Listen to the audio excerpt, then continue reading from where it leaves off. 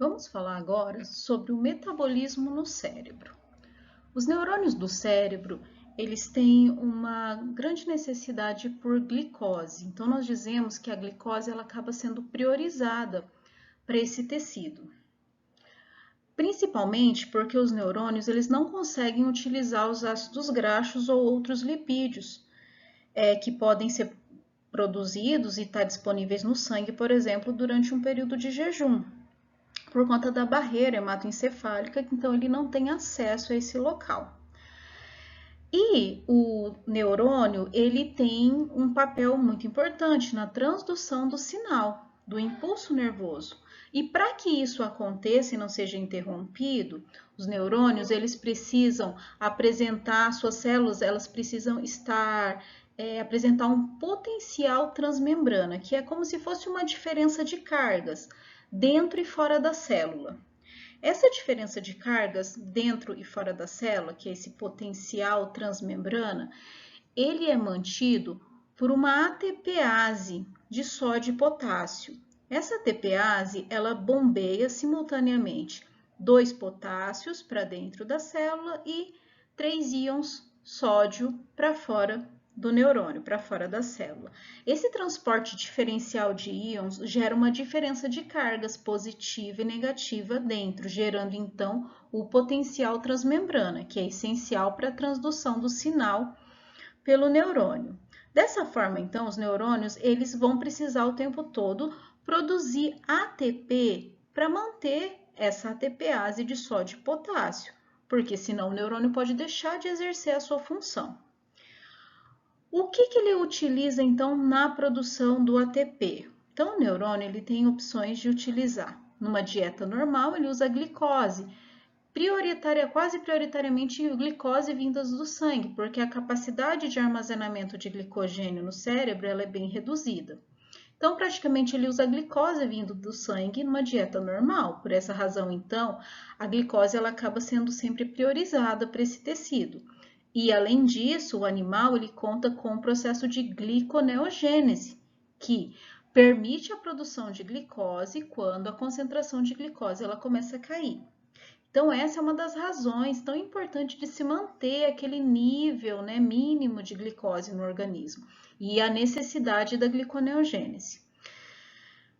Mas no estado de jejum, quando a glicose ela está mais diminuída, está mais escassa, é possível também que os neurônios façam uso dos corpos cetônicos. Então, os corpos cetônicos são produzidos a partir do acetil-CoA durante o processo de jejum. E aí, nesse caso, ele também pode ser utilizado, oxidado, para gerar energia para a produção de ATP. Todos os combustíveis aqui, tanto os corpos cetônicos quanto a glicose, eles vão ser oxidados completamente, então isso é um metabolismo aeróbico, portanto, eles vão ser oxidados até CO2 e vai ocorrer cadeia respiratória e ter a produção do ATP. Já o metabolismo do sangue, ele também acaba tendo uma grande prioridade, no caso dos eritrócitos, eles apresentam também uma grande prioridade por glicose, pelo uso da glicose como combustível. Por quê? Os eritrócitos, ou hemácias, são células que estão no sangue e que apresentam no seu interior uma proteína que vocês já devem ter ouvido falar, que é a hemoglobina. A hemoglobina ela é responsável por fazer o transporte dos gases. Ela leva o oxigênio do pulmão para os tecidos, da mesma forma que ela pode pegar o gás carbônico dos tecidos e levar ele de volta ao pulmão, para que esse gás carbônico seja eliminado. Mas o eritrócito maduro e funcional, que já exerce essa função no sangue, da maioria dos animais, ela perde durante o processo de maturação o seu núcleo e as suas mitocôndrias. O núcleo ele vai interferir principalmente com relação ao tempo de vida desses eritrócitos, que são relativamente curtos e vai variar de animal para animal. E as mitocôndrias, nós podemos pensar que a falta da mitocôndria ela vai gerar alguns transtornos com relação às vias metabólicas. Por quê? Vocês já sabem, nesse ponto da disciplina, que muitas vias metabólicas, elas acontecem na mitocôndria. Por exemplo, o ciclo de Krebs acontece na mitocôndria, então não tem como acontecer nos eritrócitos. A beta-oxidação dos ácidos graxos também acontece na mitocôndria. Quando os aminoácidos são degradados, a maioria dos esqueletos carbônicos dos aminoácidos geram intermediários do ciclo de Krebs, que acontece na mitocôndria. Então, todos esses processos eles vão estar impedidos lá no eritrócito, porque ele não vai ter mitocôndria. Então, o metabolismo no eritrócito ele fica um tanto quanto restrito no sentido de usar a glicose. Acaba sendo o único combustível possível. Aqui, então, novamente, nós temos o processo de gliconeogênese no animal sendo muito importante, porque ele permite a formação de glicose lá no fígado, para que essa glicose seja reposta no sangue, para que os eritrócitos possam utilizar, os neurônios, como vimos anteriormente, possam utilizar. Então, esses tecidos, eles têm essa prioridade pelo uso da glicose.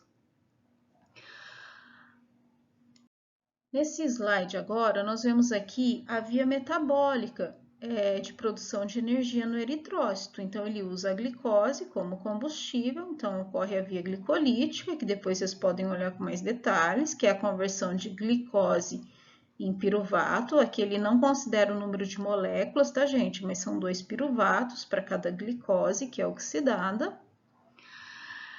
E aí, como o piruvato não tem como entrar na mitocôndria, já que não há mitocôndria, o metabolismo fica restrito a esse ponto.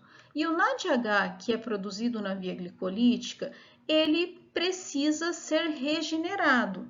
Mas se não há mitocôndria, não há cadeia respiratória. Então, não tem como ele ir lá para a mitocôndria, né, usar aquelas lançadeiras que nós vimos para passar o elétron lá para a mitocôndria, porque não há mitocôndria.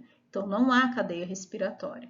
Então, dessa forma, no eritrócito, a regeneração do NADH, ou seja, a conversão do NADH em NAD+, ela tem que ocorrer por meio de outra via. No caso, então, uma via que já é conhecida de vocês é quando o piruvato ele é convertido em lactato num processo que consome NADH, produzido na via glicolítica. Quando consome os elétrons do NADH, eu tenho a formação de NAD+, e também de lactato. Lactato nós já sabemos o caminho, ele vai para o fígado, e lá ele pode ser usado na gliconeogênese. Então, essa daqui é uma forma de regenerar o NADH, de converter o NADH em NAD+. Uma outra possibilidade também do eritrócito é que o NADH seja utilizado na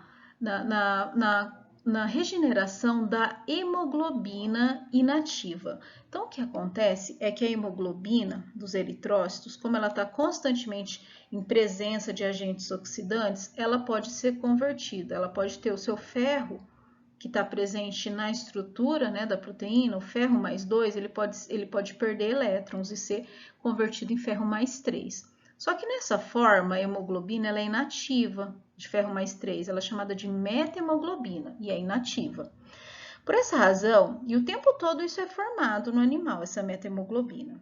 Então, uma forma de regenerar essa metahemoglobina, contendo ferro mais 3, é pegar os elétrons aqui do NADH, que foi produzido na via glicolítica, e transferir ele, né, por meio aqui de um citocromo, ele está tendo a transferência do elétron, ó, ele vai sair daqui do NADH, vai para o citocromo, e do citocromo ele vai para a metahemoglobina. Quando a metahemoglobina ganha um elétron, ela é convertida em ferro mais 2.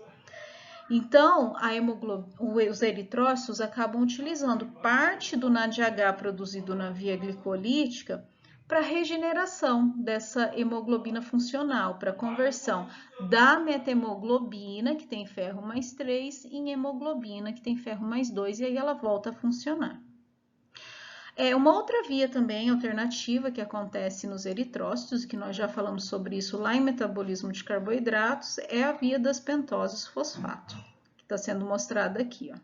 Isso daqui é a via das pentoses fosfato, que é aquela via produtora de NADPH, muito importante nos eritrócitos, porque vai manter aquele sistema antioxidante baseado na ação da glutationa, conforme vimos lá na via das pentoses fosfato.